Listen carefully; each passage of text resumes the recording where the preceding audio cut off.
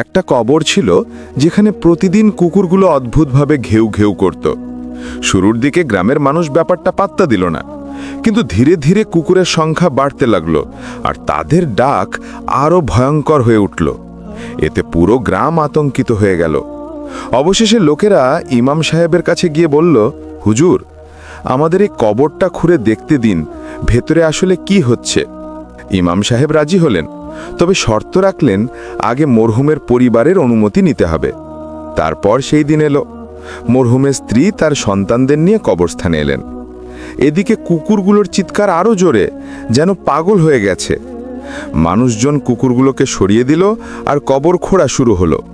কিন্তু ভেতরের দৃশ্য দেখে সবাই ভয়ে চিৎকার করে উঠল, কেউ আবার অজ্ঞান হয়ে পড়ল। দেখা গেল সেই মৃতদেহটাকে শিয়ালে আর বিচ্ছু বেজিরা টুকরো টুকরো করে খাচ্ছে।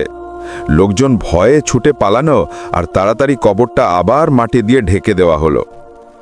এরপর ইমাম সাহেব জিজ্ঞাসা করলেন সেই মহিলাকে, তোমার স্বামী এমন কি করেছিল যার শাস্তি এত ভয়াবহ হলো? স্ত্রী কেঁদে কেঁদে বলল, হুজুর, আমার স্বামী ছিল মদ্যপ, জুয়া খেলত আর একদিন নেশার ঘোরেই মারা যায়। আল্লাহ তাআলা আমাদের সবাইকে এই অপরাধ থেকে বাঁচার তৌফিক দান করুন।